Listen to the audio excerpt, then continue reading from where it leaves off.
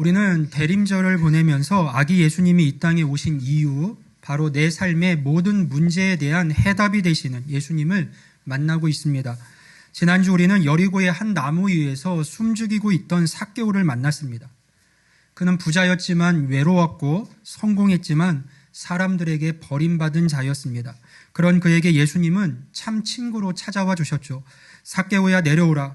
내가 오늘 내 집에 유하여야 하겠다. 주님의 그 다정한 음성이, 그리고 주님의 사랑이 닫혀있던 삭개오의 마음을 열고 그를 오래된 고립에서 건져냈습니다. 그런데 오늘 예수님은요, 삭개오보다 훨씬 더 깊고 어두운 절망 속에 있는 한 사람을 찾아가십니다. 지난주 배경이 사람들이 북적거리는 도시 여리고였다면요, 오늘 본문의 배경은 사람들이 얼씬도 하지 않는 이방 땅 거라사의 한 무덤사입니다. 오늘 본문 마가복음 5장에는 소위 거라사의 광인이라고 불리는 한 남자가 등장을 합니다. 삭개오가 사람들의 시선이 두려워서 나무 위로 숨었다면요, 이 사람은 자신을 통제하는 악한 영에 사로잡혀서 죽은 자들의 거처인 무덤 사이로 숨어들었습니다. 성경은 이 사람의 비참한 상태를 아주 적나라하게 보여주고 있습니다. 우리 3절과 4절 말씀을 보면요, 그 사람은 무덤 사이에 거처하는데 이제는 아무도 그를 쇠사슬로도 맬 수 없게 되었으니 이는 여러 번 고랑과 쇠사슬에 매였어도 쇠사슬을 끊고 고랑을 깨뜨렸음이로라. 그리하여 아무도 그를 제어할 힘이 없는지라. 자, 사람들은 그를 통제해 보려고 쇠사슬로 묶고 또 고랑도 채워 보았습니다. 하지만 그는 그 쇠사슬조차 끊어버립니다. 이것은 단지 그가 힘이 세다는 뜻이 아니라 그를 사로잡고 있는 악한 힘이 얼마나 강력하고 파괴적인지를 보여줍니다. 더욱 마음 아픈 장면은요, 5절에 나오는데요. 밤낮 무덤 사이에서나 산에서나 늘 소리 지르며 돌로 자기의 몸을 해치고 있었더라. 여기서 소리 지르며에 사용된 헬라어 크라조는요, 말다운 소리, 말다운 말이 아닙니다. 극심한 고통에 찬 짐승의 울부짖음과 같은 비명이에요. 그는 지금 누구를 공격하는 것이 아닙니다. 자기 안에 있는 수천 갈래로 찢어진 자아들, 그 통제할 수 없는 내면의 고통을 견딜 수 없어서 자기 몸을 돌로 찍으며 절규하고 있는 것이죠. 사랑하는 성도 여러분, 삭개오의 문제가 관계의 단절과 외로움의 문제였다면 오늘 이 사람의 문제는 내 힘으로는 도저히 끊어낼 수 없는 영적인 속박과 자기 파괴입니다. 저는 오늘 말씀을 준비하면서 이 무덤 사이의 광인이 오늘날 현대인들의 또 다른 자화상이 아닐까 생각했습니다. 겉으로는 멀쩡해 보일지라도 내면 깊은 곳에서는 끊고 싶어도 끊어지지 않는 여러 중독의 사슬 때문에, 밤마다 밀려오는 우울과 불안 때문에, 혹은 통제되지 않는 분노 때문에 자기 스스로를 괴롭히면서 나 좀 제발 멈춰줘라고 비명을 지르고 있는 영혼들이 얼마나 많이 있습니까? 삭개오에게 친구가 필요했다면 오늘 이 사람에게는 자신을 결박하고 있는 이 사슬을 끊어줄 강력한 해방자가 필요합니다. 오늘 설교의 제목은 예수 그리스도 나의 참 자유입니다. 예수님은 삭개오를 만나기 위해서 여리고로 들어가셨던 것처럼 오늘은 이 통제 불가능한 한 사람을 구원하시기 위해서 거친 풍랑을 뚫고 거라사 땅으로 건너오셨습니다. 세상은 그를 포기했고 사람들은 그를 피해 도망갔지만 예수님은 정확히 그를 향해서 찾아오신 것이죠. 오늘 이 시간 주님 앞에서 내 힘으로는 도저히 해결할 수 없었던 그 모든 쇠사슬이 끊어지고 내면의 울부짖음이 찬송으로 바뀌는 진정한 자유를 경험하는 시간이 될 수 있기를 주님의 이름으로 축복합니다. 아멘. 우리는 종종 자유를 내 마음대로 하는 것이라고 착각을 합니다. 하지만 오늘 성경이 보여주는 이 사람의 상태를 한번 보세요. 겉으로 보기에 그는 누구의 통제도 받지 않고 자기 마음대로 소리를 지르면서 뛰어다니고 있습니다. 그런데 여러분, 이것이 자유일까요?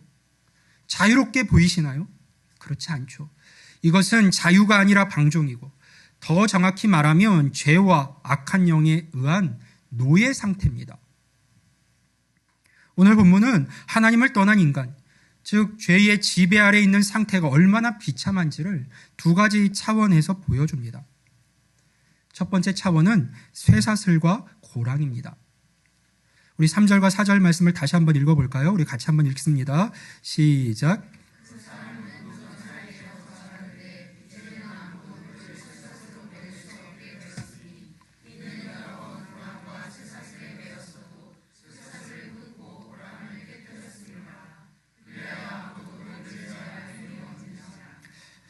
아멘. 마을 사람들은요, 이 사람을 고쳐보려고 혹은 적어도 사회에 해를 끼치지 못하게 하려고 무던히 애를 썼습니다. 이는 여러 번 고랑과 쇠사슬에 매였어도. 여기서 쇠사슬과 고랑은 무엇을 의미할까요? 이것은 인간 사회가 죄와 광기를 다루는 전형적인 방식입니다. 우리는 문제가 생기면 외부적인 통제를 먼저 가하려고 합니다. 공부 좀 더 해라, 술 좀 끊어라, 착하게 살아라, 교육으로, 도덕으로, 법으로, 때로는 굳은 결심이라는 쇠사슬로 우리 내면의 죄성을 묶어보려고 합니다. 여러분 한번 생각해 보세요. 우리는 삶이 흔들릴 때, 또 내 안에 내면이 불안할 때 나를 지탱하려고 어떤 쇠사슬들을 동원합니까? 어떤 부모들은 때로 자녀 문제만 생기면 불안해서 견디지를 못합니다. 그래서 아이들에게 여러 쇠사슬들을 채우고 또 채웁니다. 성실함이나 인생의 가치 또는 바른 인격을 심어주기보다 성적이라는 쇠사슬, 대학이라는 쇠사슬, 성공이라는 쇠사슬을 채우고 또 채웁니다. 너 공부 열심히 해서 좋은 대학만 가면 다 해결될 수 있어. 다른 거 없다. 성공만 하면 인생 펴는 거야. 아이를 꽁꽁 묶고 또 묶습니다. 왜 그렇게 합니까? 그렇게라도 묶어놔야 내 불안한 마음이 통제될 것 같으니까요. 그게 사랑 같아 보이지만 사실은 내 불안을 잠재우려고 하는 쇠사슬들 아닙니까? 어떤 분들은 돈으로 자신의 삶을 묶습니다. 마음이 공허하고 미래가 두려우니까 통장 잔고를 늘리는데 열심을 다하고 목숨을 겁니다. 돈이 이만큼 있으면 나는 안전해. 아무도 나를 무시할 수 없겠지. 더 가져야 해. 돈이라는 쇠사슬로 자신의 인생을 단단히 고정시키려고 합니다. 심지어 교회 다니는 우리는 종교적인 행위라는 쇠사슬을 씁니다. 속은 죄로 가득 차 있는데 겉으로는 직분으로, 봉사로, 헌금으로 나를 칭칭 감습니다.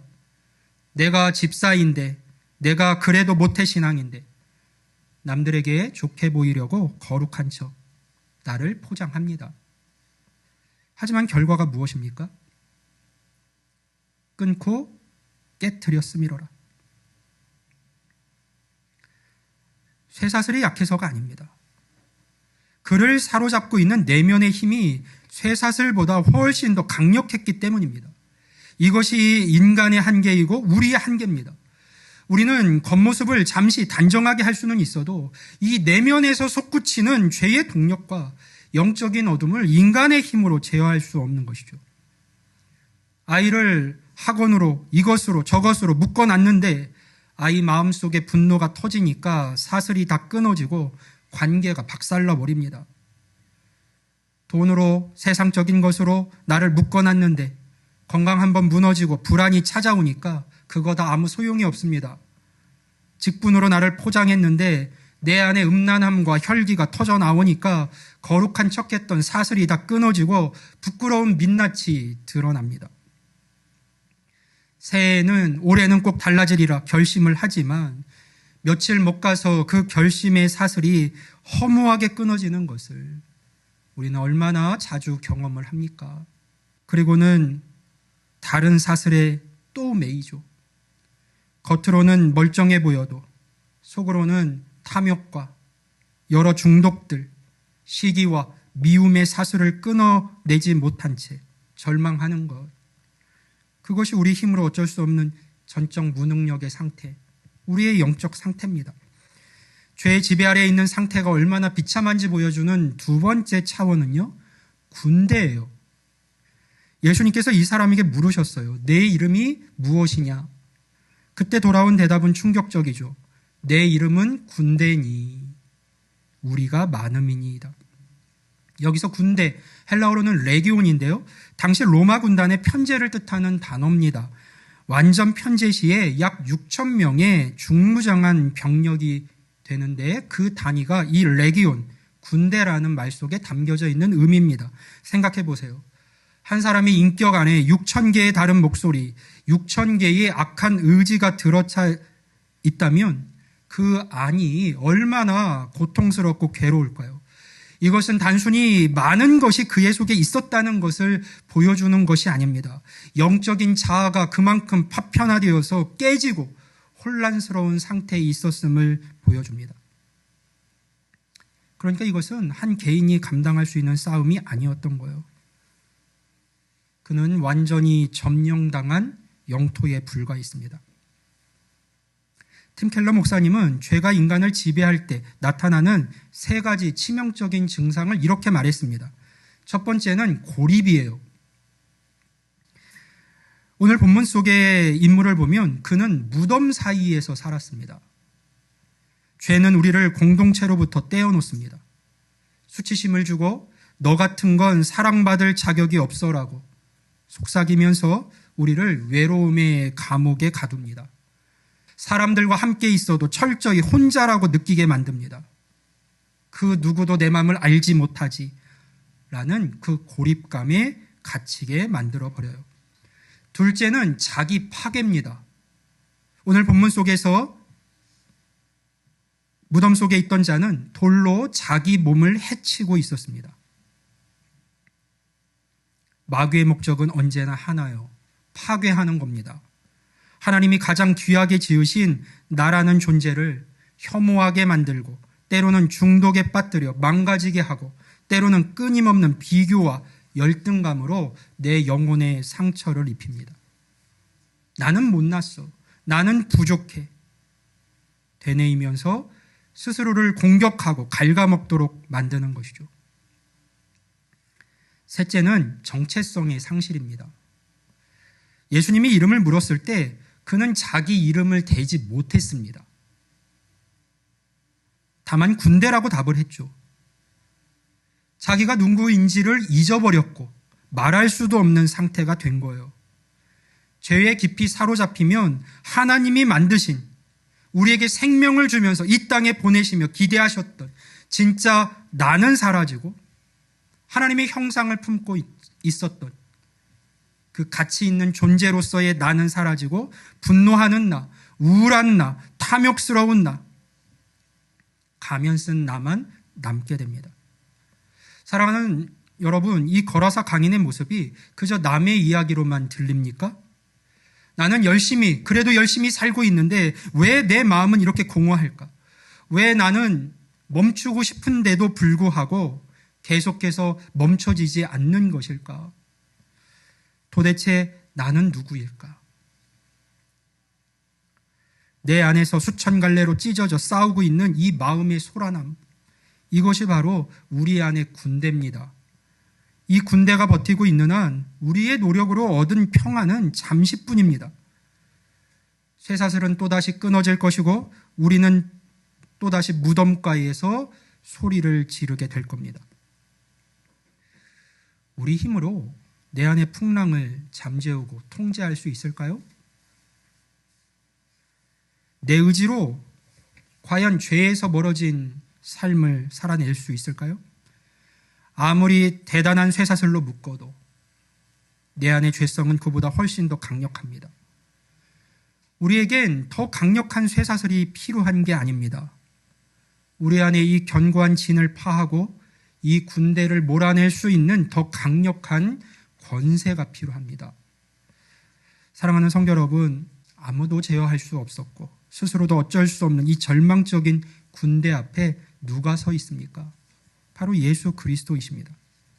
세상 모든 사람이 저 미친 사람 근처에는 가지도 말라면서 피할 때 예수님은 정반대로 행동하셨어요. 주님은 지난밤 제자들이 죽을까봐 두려워 떨었던 그 무서운 광풍을 뚫고 이방 땅 거라사 해변으로 배를 마침내 대셨습니다. 도대체 왜 그러셨을까요? 이 거라사에 무슨 대단한 환영 인파가 있었기 때문인가요? 그렇지 않습니다. 오직 이 한 사람 때문에 지난밤 광풍을 뚫고 여기까지 오신 것이죠. 버림받고 소리 지르며 죽어가고 있는 이 한 영혼을 만나기 위해서 우주의 왕이신 주님은 죽음의 바다를 건너 오신 겁니다. 여러분, 이것이 복음입니다.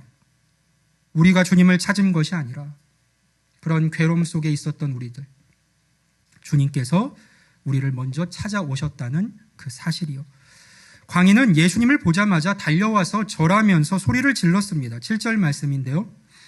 큰 소리로 부르짖어 이르되 지극히 높으신 하나님의 아들 예수여, 나와 당신이 무슨 상관이 있나이까? 원하건대 하나님 앞에 맹세하고 나를 괴롭히지 마옵소서 하니. 자, 보세요. 사람들은 이 광인을 두려워했습니다. 쇠사슬도 고랑도 끊어버리는 그 괴력을 당해낼 수 있는 사람이 아무도 없었죠. 하지만 그 군대 귀신은 예수님 앞에서 벌벌 떨고 있습니다. 그들은 예수님이 누구신지 정확히 알았어요. 지극히 높으신 하나님의 아들.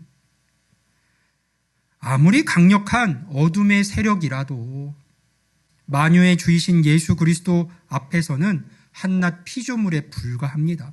예수님은 그들과 싸우거나 논쟁하지 않으십니다. 그러실 필요가 없어요. 그러실 필요가 없는 분입니다. 그저 명령하실 뿐이에요. 더러운 귀신아, 그 사람에게서 나오라. 여러분 기억하세요. 내 안에 어둠을 몰아내는 것은 나의 의지나 노력이 아닙니다. 오직 예수 그리스도의 권위만이, 그분의 능력 있는 말씀만이 우리를 자유케 할 수 있습니다. 그런데 여기서 아주 충격적인 사건이 벌어지죠. 귀신들이 쫓겨나면서 우리를 저 돼지떼에게로 들어가게 해달라고 간청을 했고 예수님이 이를 허락하셨습니다. 그러자 어떤 일이 일어납니까? 13절 말씀에 보니까 허락하신 데에 더러운 귀신들이 나와서 돼지에게로 들어가매 거의 2,000마리 되는 떼가 바다를 향하여 비탈로 내리다라 바다에서 몰사하거늘. 여러분 한번 상상해 보세요.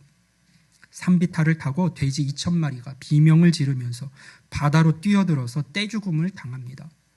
당시 경제적 가치로 따지면 오늘날 수억 원, 아니 수십억에 달하는 엄청난 재산입니다. 마을 전체의 경제가 휘청거릴 만큼 큰 대사건이었죠. 그리고 이 일로 인해 세상은 분노했어요. 이 장면을 본 모두가 분노했습니다. 아니, 미친 사람 하나 고치자고 멀쩡한 돼지 2,000마리를 희생시킨다고? 이게 말이 되나? 경제적 손실이 도대체 얼마야? 맞습니다. 세상의 계산법으로는 도저히 말이 안 되는 상황이죠. 자본주의의 논리로는 미친 사람 한 명보다 돼지 2,000마리가 훨씬 더 가치 있게 보일 수 있습니다. 하지만 예수님의 계산법은 달랐어요. 주님은 지금 행동으로 말씀하고 있는 겁니다. 그렇다 나에게는 돼지 2,000마리보다, 아니 천하의 그 어떤 것보다, 그 어떤 재물보다 지금 고통받고 있는 이 한 사람의 영혼이 훨씬 더 귀하다. 신학자 제임스 에드워즈는 이 장면을 두고 이렇게 말했어요. 예수님의 눈에는 한 사람의 구원과 회복이 거대한 자본보다 중요하다. 인간을 구원하는 일과 비교하면 돼지떼의 손실 따위는 언급할 가치조차 없다. 이것을 신학적으로는 위대한 교환이라고 말을 합니다. 위대한 교환. 예수님은 이 한 사람의 자유를 위해서 막대한 대가를 지불하셨어요. 여러분 중에 이런 생각이 드는 분이 계실지도 몰라요. 아니 그렇다고 돼지떼 2,000마리 그거 예수님 거 아니고 남의 재산 아닙니까? 예수님이 뭐라고 이렇게 하셨나요? 라고 물을 수 있어요. 그러나 그 모든 것 주님의 것이에요. 우리에게 주어진 모든 것 주님의 것입니다. 욥의 고백처럼 주신 이도 하나님이시고 거두신 이도 하나님이신데 오직 그분은 찬송을 받으실 이시라. 누가 그분에게 따지며 들 수 있겠습니까? 그리고 더 중요한 것은 이것은 장차 일어날 더 큰 사건의 예고편입니다. 훗날 십자가 위에서 예수님은 돼지 2,000마리가 아니라 자기 자신의 생명을 전부 지불하심으로 저와 여러분을 죄와 사망의 쇠사슬에서 풀어내셨어요. 우리를 위해서 주님께서 하신 일인 것이죠. 이 말도 안 되는 것 같은 위대한 교환을 주님께서 저와 여러분을 위해서 하신 겁니다. 여러분은 짜투리 시간이 남아서 혹은 우연히 구원받은 존재가 아닙니다. 하나님께서 당신의 아들을 십자가에 못 박기까지 전부를 걸고 찾아내신 가장 존귀한 존재입니다. 세상은요, 여러분을 향해서 돈도 없고 능력도 없으면 별 볼 일 없지, 그렇게 말할지 몰라요. 때로는 우리 스스로도 나 같은 게 과연 무슨 가치가 있을까 자책할 수도 있습니다. 그런데 그러지 마세요. 스스로를 나는 별 볼 일 없는 인생이야 하면서 학대하지 마십시오. 더욱더 예수님을 생각하실 수 있길 바라요. 십자가를 바라보십시오. 거라사의 바다를 바라보세요. 주님이 말씀하고 계시는 거예요. 너는 내 생명을 줄 만큼 가치 있는 존재다. 나는 너를 결코 포기하지 않는다. 오늘 이 말도 안 되는 사랑, 이 엄청난 대가를 지불하신 주님의 사랑이 우리 마음에 부딪혀 와야 합니다. 이 사랑이, 이 엄청난 대가를 지불하신 사랑이 오늘 우리를 자유케 하는 줄 믿으시기 바라요. 아멘. 그렇게 폭풍이 지나간 자리에 비로소 고요가 찾아왔습니다. 마을 사람들이 소식을 듣고 달려왔을 때 그들이 목격한 장면은 실로 기이하고도 경이로운 것이었어요. 15절 말씀을 우리 다 함께 볼까요? 예수께 이르러 그 귀신 들렸던 자, 곧 군대 귀신 집혔던 자가 옷을 입고 정신이 온전하여 앉은 것을 보고 두려워하더라. 여러분, 불과 몇 시간 전만 해도 그는 벌거벗은 채 소리를 지르며 쇠사슬을 끊고 산과 무덤 사이를 미친 듯이 뛰어다니던 자였습니다. 그런데 지금 그는 어떻게 변했습니까? 성경은 그의 상태를 세 가지로 묘사했습니다. 첫째는 그는 앉아 있었습니다. 이전에 그는 한시도 가만히 있지를 못했습니다. 불안과 광기가 그를 쉴 새 없이 몰아쳤기 때문이요. 그러나 이제 그는 앉아 있습니다. 누가복음은 그가 예수의 발치에 앉아 있었다라고 기록합니다. 이것은 참된 안식이자 말씀을 듣는 제자의 모습을 가리킵니다. 진정한 자유는 내 마음대로 날뛰는 것이 아니라 내 영혼의 주인 되신 주님 발 앞에 머무는 것임을 보여주는 것이죠. 둘째로 그는 옷을 입고 있었습니다. 그는 오랫동안 수치도 모른 채 벌거벗고 살았습니다. 그러나 이제 그는 옷을 입었어요. 이것은 단순히 몸을 가린 것을 넘어서 잃어버렸던 인간의 존엄성이 회복되었음을 의미합니다. 영적으로 볼 때 이것은 죄의 수치를 벗고 그리스도의 의의 옷을 덧입은 구원받은 성도의 모습을 가리킵니다. 셋째로 그는 정신이 온전하여졌습니다. 여기서 정신이 온전하여로 번역된 헬라어 소프로눈타는 단순히 미치지 않았다는 뜻이 아닙니다. 건전한 마음, 자제력이 있는 상태를 뜻합니다. 이전까지 그의 내면은요, 군대가 지배하는 혼란의 도가니였습니다. 이성이 마비되고 감정이 폭발했죠. 하지만 예수님이 그 안에 들어오시자 그의 마음이, 그의 삶이, 그의 영혼이 질서가 잡혔습니다. 말씀 안에서 자신을 다스릴 수 있는 인격이 된 것이죠. 이것이 바로 예수님이 주시는 자유입니다. 다시 한번 말씀드리지만 자유는 내 마음대로 날뛰는 게 아니에요. 죄와 감정의 노예 상태에서 벗어나서 하나님이 주신 이성으로 나를 성찰하고 무엇이 참된 가치인지 올바로 판단하고 분별하여 하나님을 온전히 예배할 수 있는 상태로 회복되는 것. 이것이 예수님께서 우리에게 주시는 구원의 실체입니다. 그런데 이 감격적인 회복의 현장에서 정말로 이해할 수 없는 반응이 터져 나옵니다. 정상이 된 이 사람을 보면서 기뻐하고 축하해야 할 마을 사람들이 오히려 두려워했다라고 성경은 기록해요. 그리고 17절에 보면 그 지방에서 떠나시기를 간구합니다. 왜 그랬을까요? 돼지 2,000마리를 잃은 경제적 손실이 아까워서 그랬을까요? 물론 그랬을 겁니다. 그러나 더 근본적인 이유가 있습니다. 신학자 R.C. 스프롤은 이것을 거룩함에 대한 공포라고 명명했어요. 거룩함에 대한 공포. 죄인들은 하나님의 거룩한 능력이 자신의 삶에 침투하는 것을 본능적으로 두려워합니다. 그들은 차라리 쇠사슬로 묶어둔 광인과 함께 사는 불편함은 견딜 수가 있었습니다. 그것은 예측 가능한 불행이었기 때문이에요. 하지만 예수님은 다르죠. 이분은 언제나 그 삶을 송두리째 뒤흔드는 분입니다. 우리가 가진 돼지떼를 건드리시고 우리의 삶의 우선순위를 바꾸라고 요구하십니다. 그들도 생각했던 거예요.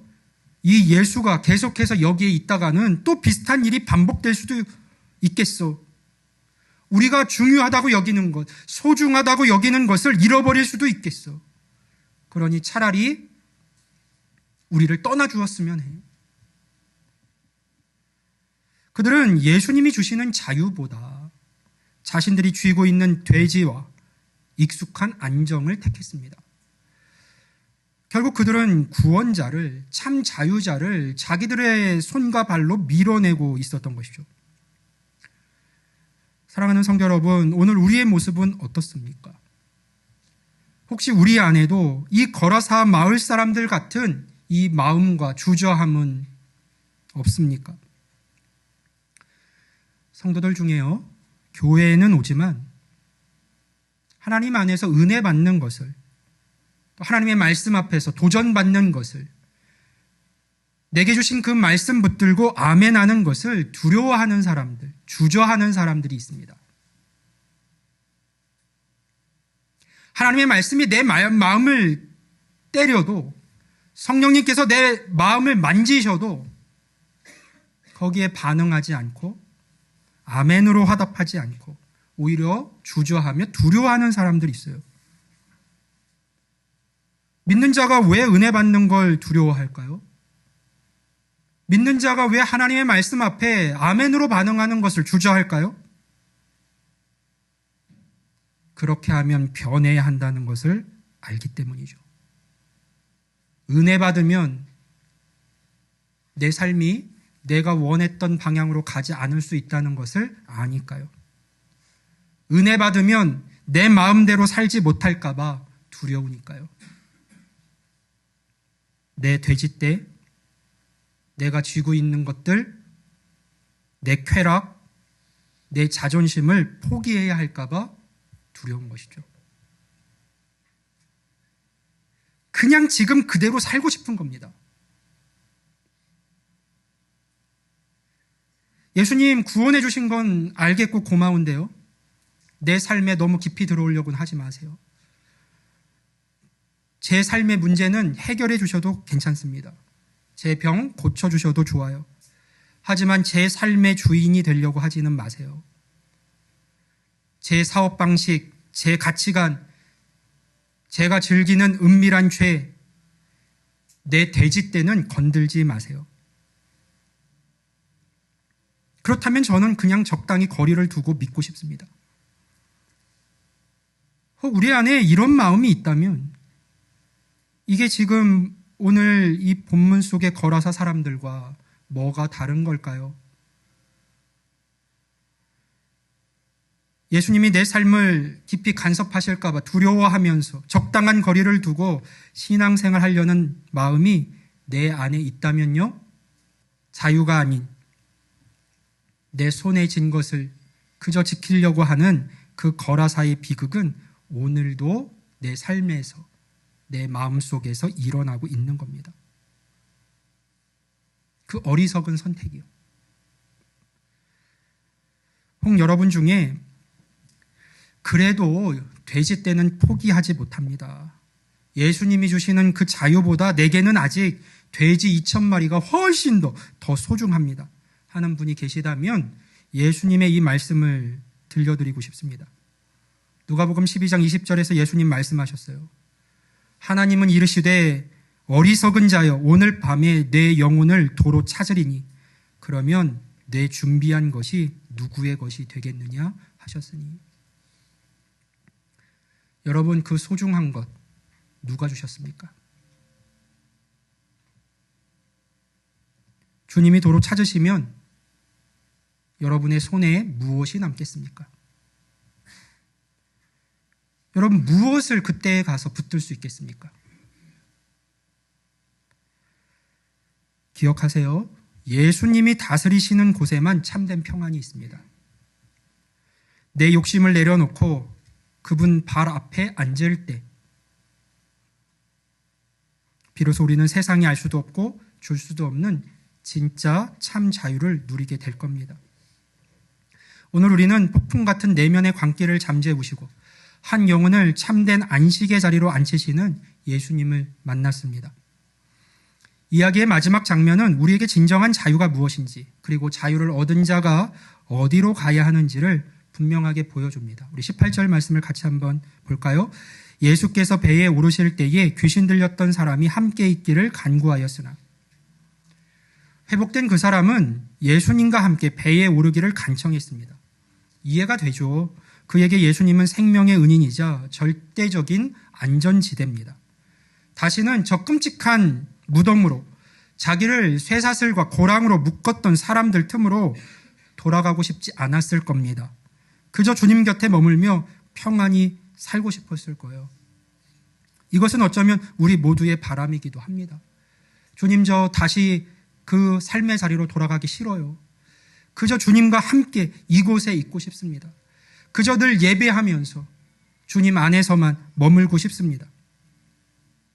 그런데 19절에서 예수님은요, 아주 단호하게 그러나 따뜻하게 거절을 하시거든요. 우리 19절 말씀을 같이 한번 읽어봅니다. 마가복음 5장 19절입니다. 시작.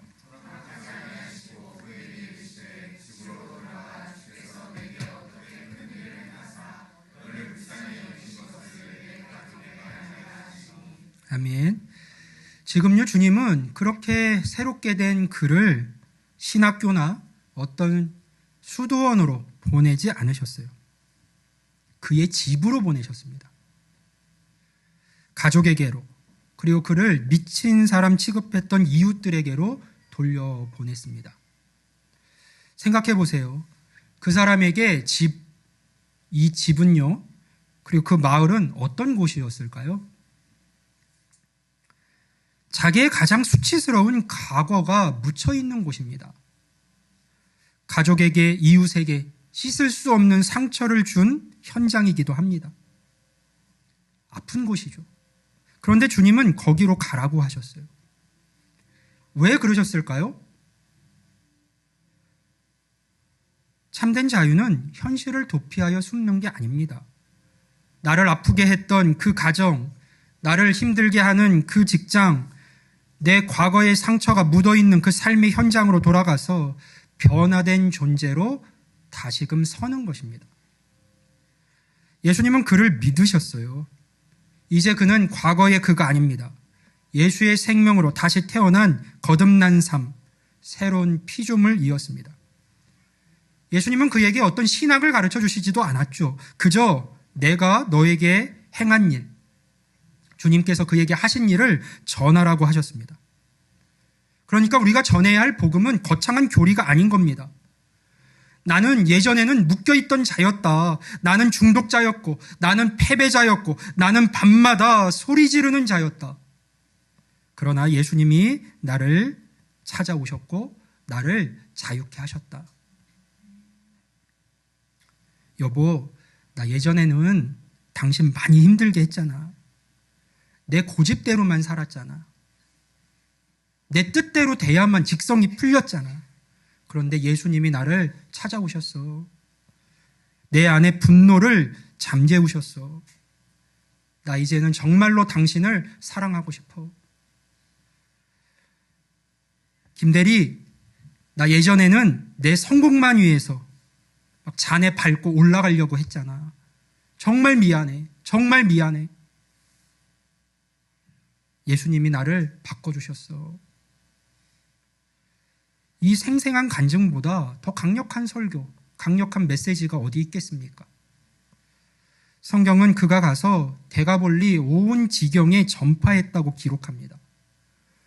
데가볼리는 헬라 문화가 지배하는 이방 땅 10개의 도시를 의미합니다.